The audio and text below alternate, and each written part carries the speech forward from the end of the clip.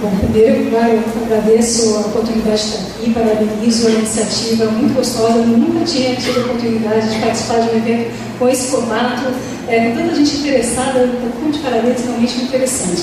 Essa temática, não sei se todo mundo assistiu o filme, quem não assistiu, eu digo, deve assistir, porque é um filme que ele permeia uma série de discussões, uma série de questões. A doutora Célia e a doutora Marie pontuaram muito bem, e várias reflexões, e a gente pode trabalhar vários aspectos a partir da leitura do filme. Eu fiz várias anotações sobre o filme, várias reflexões, eu queria compartilhar aqui com vocês. Agora, de toda forma, me parece que, independentemente se nós estamos falando da relação patrão e empregado, se nós estamos falando da relação entre duas irmãs, o que quer que seja, nós estamos falando de relações de poder.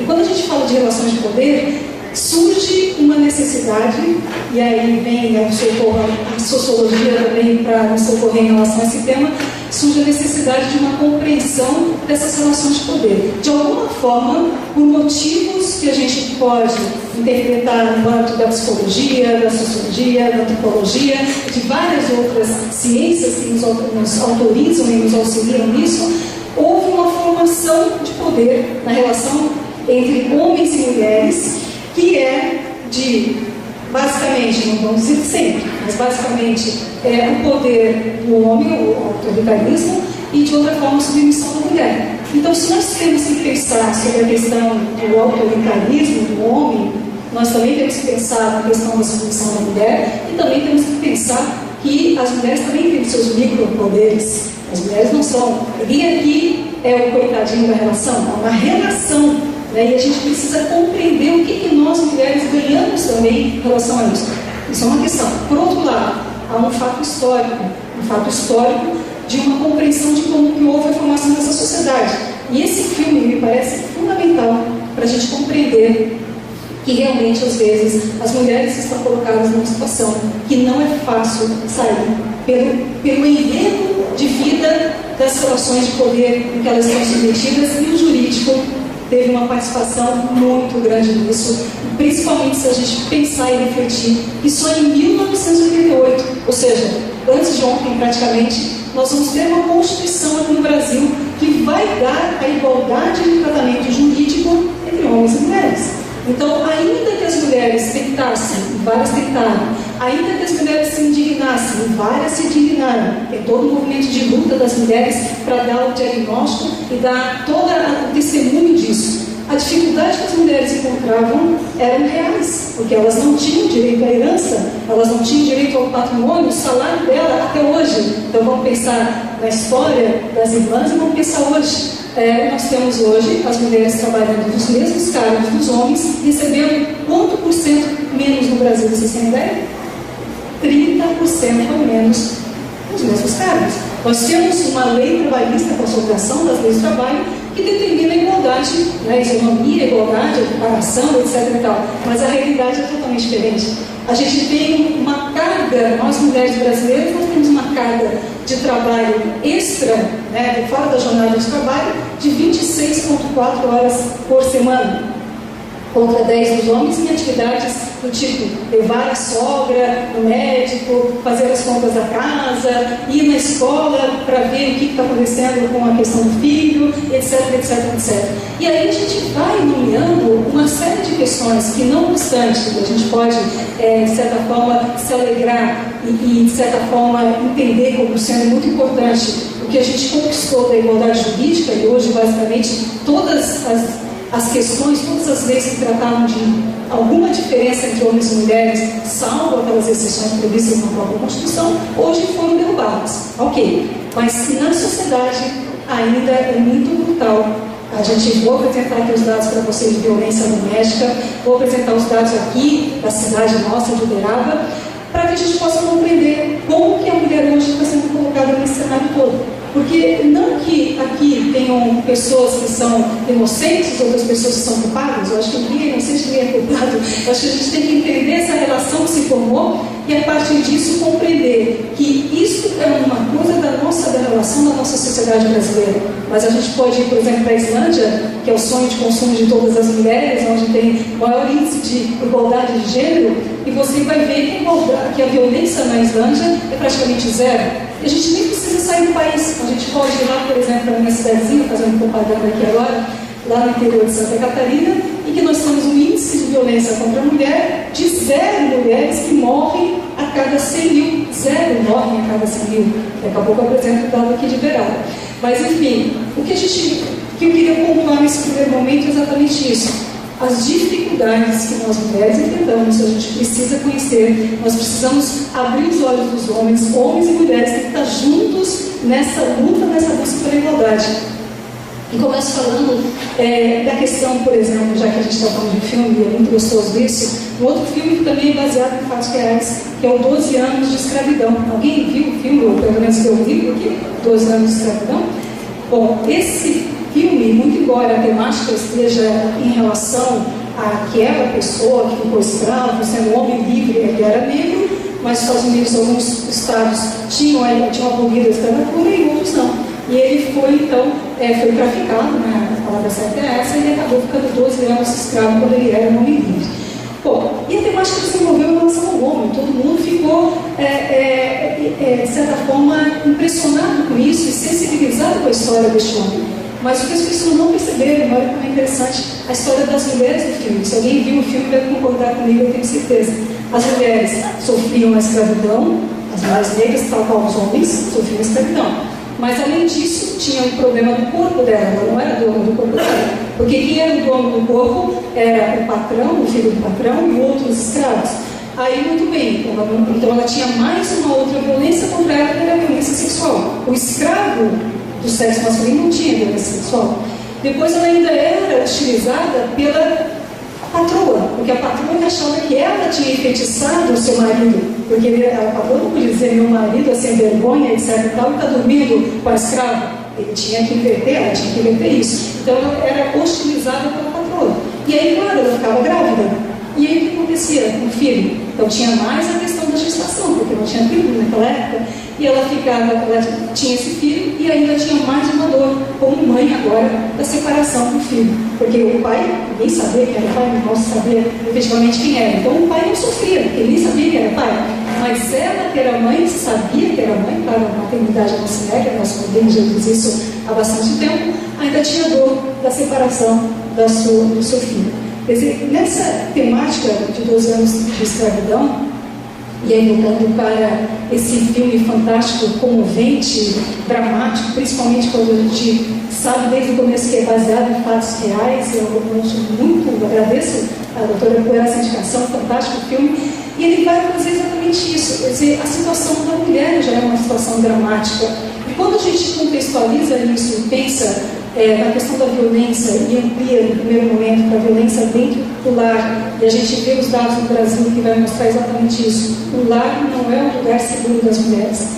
A maioria, 80% dos crimes que as mulheres são vítimas, 80% dos crimes que as mulheres são vítimas vai acontecer dentro de casa, não fora de casa. Então, se a mulher acha que em casa ela está segura, não é o que acontece com as mulheres brasileiras.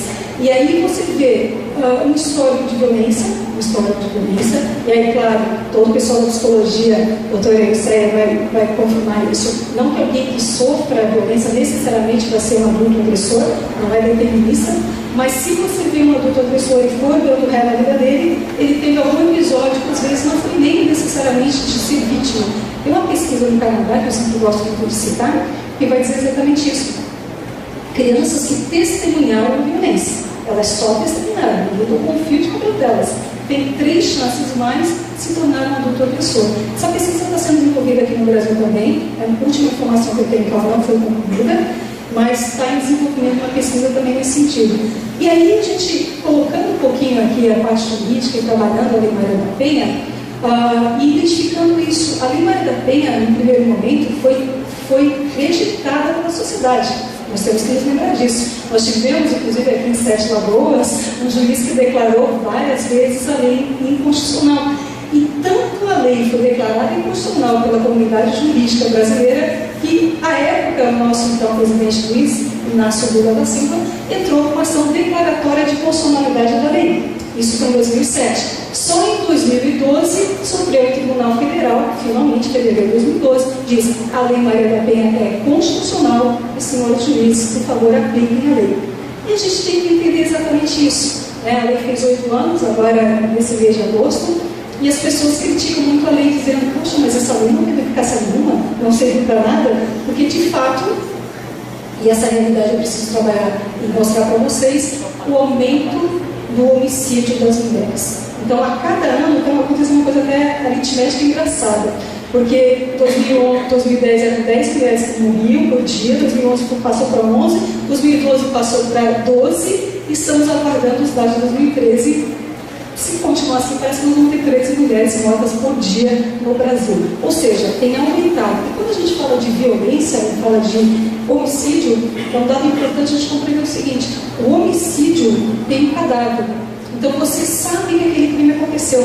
É diferente, existem estatísticas no Brasil de lesão corporal, mas ninguém tem certeza se aquele número corresponde com a realidade, porque o índice de subnotificação, ou seja, da quantidade de crimes que acontecem e ficam silenciados, principalmente quando a gente está falando de violência doméstica, é muito grande. Então nós temos no Brasil um dado concreto que é de morte de mulheres. Então isso ninguém questiona. Até porque, mesmo não se encontrando cadáver, você consegue identificar aquilo como tendo havido um homicídio. É o caso que todo mundo conhece da Elisa Saúde. Elisa Saúde, até hoje, o corpo não foi encontrado, mas nós temos pessoas que foram condenadas por homicídio. Então a Elisa está na estatística de homicídio no Brasil, ainda que o corpo dela não seja encontrado. E aí, um dado dramático que eu queria mostrar para vocês é exatamente esse.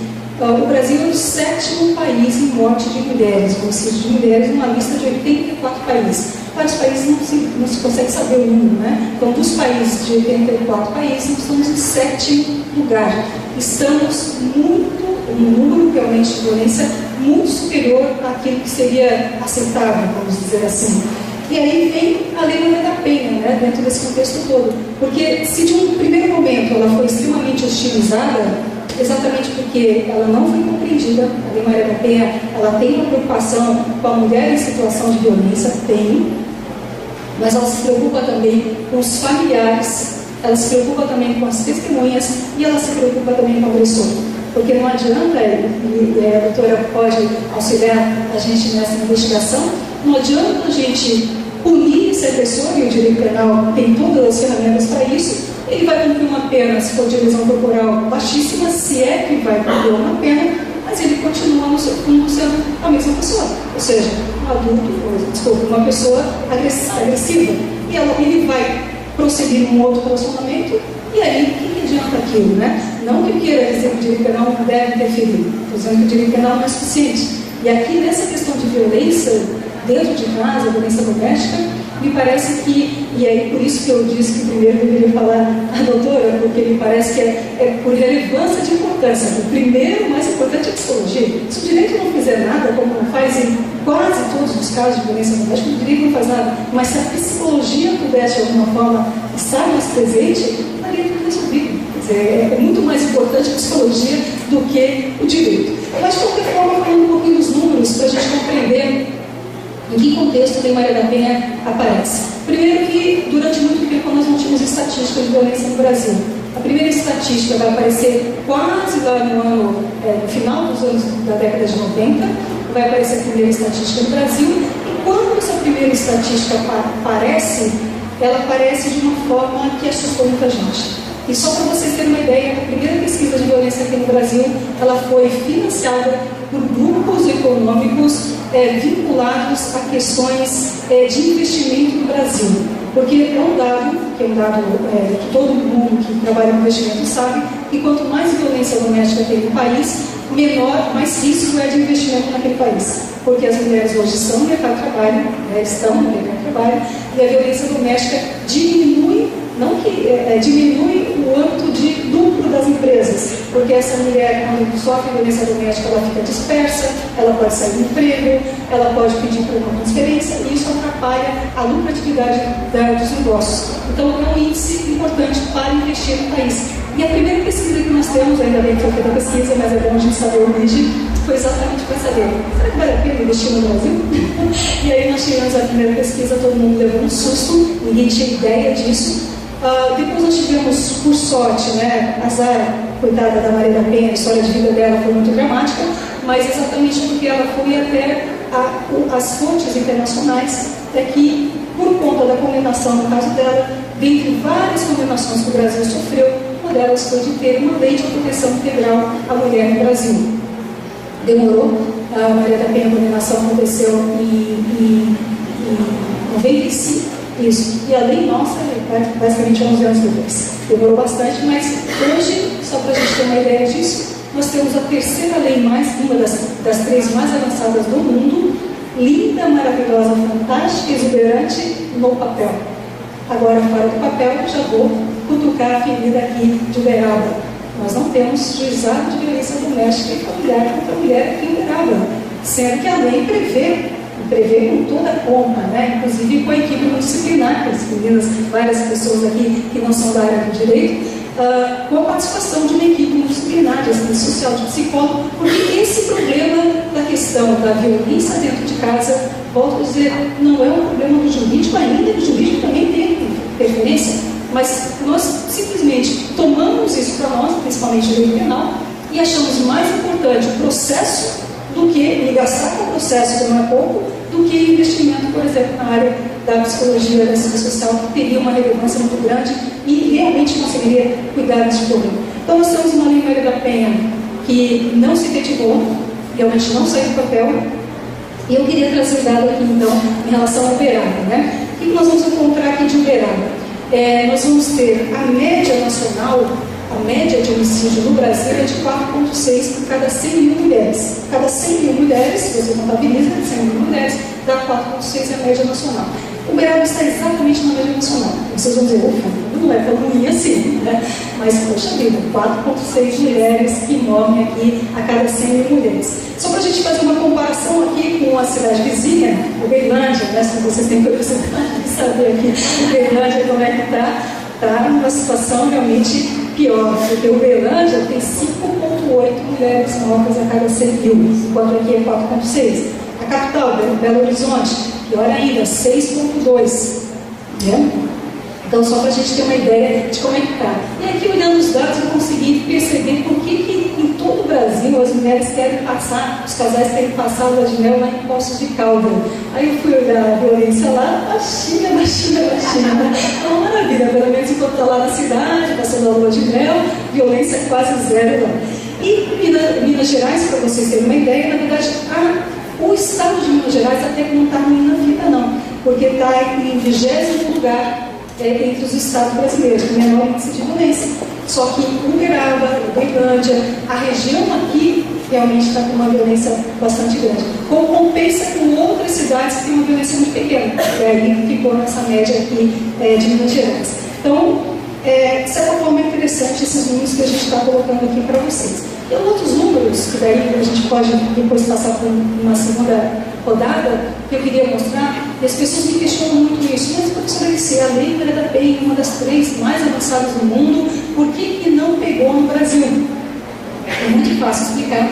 E eu vou trazer os dados do IPEA do ano passado, uma pesquisa que foi feita no ano passado, foi divulgada este ano. Essa pesquisa que eu estou me referindo é aquela mesma que deu todo aquele bafafá, porque foi divulgada no primeiro momento, uma pergunta que era assim: mulher que usa roupa curta merece ser atacada? E a resposta foi de 65%.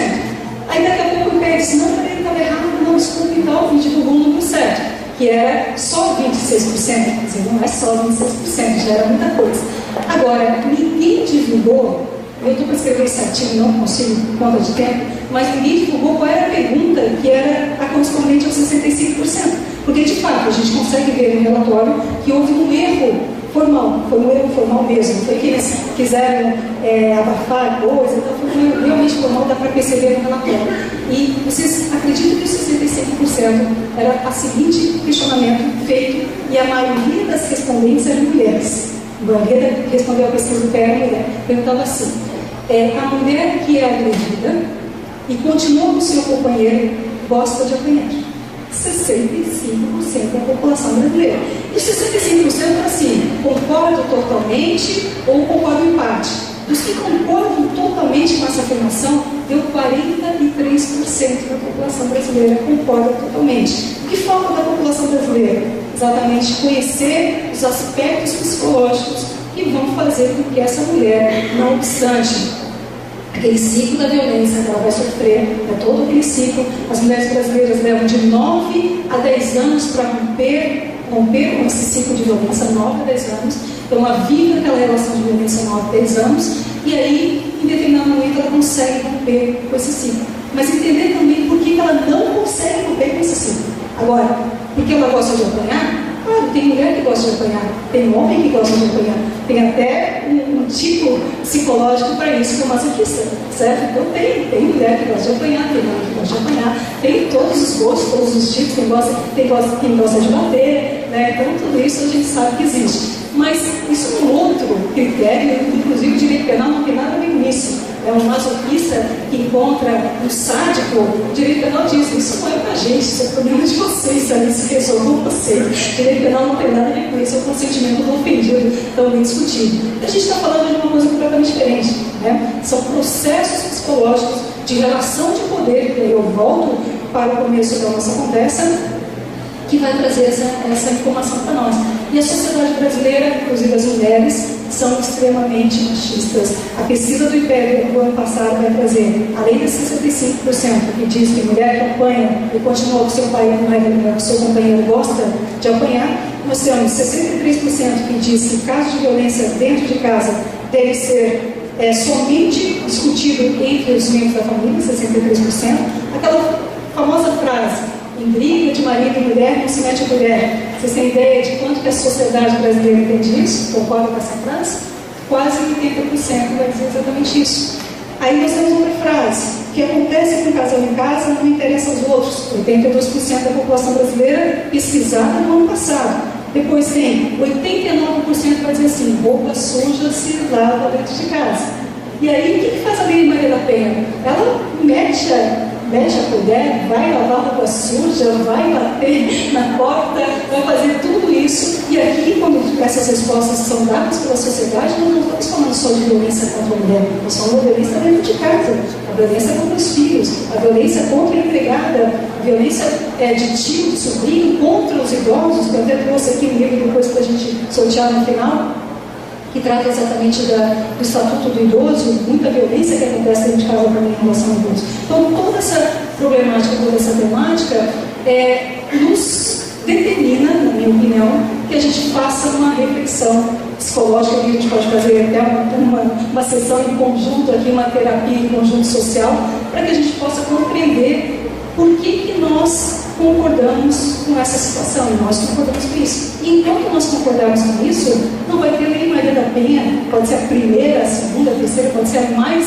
eficaz do mundo, não vai ter Lei Maria da Penha que possa dar conta dele.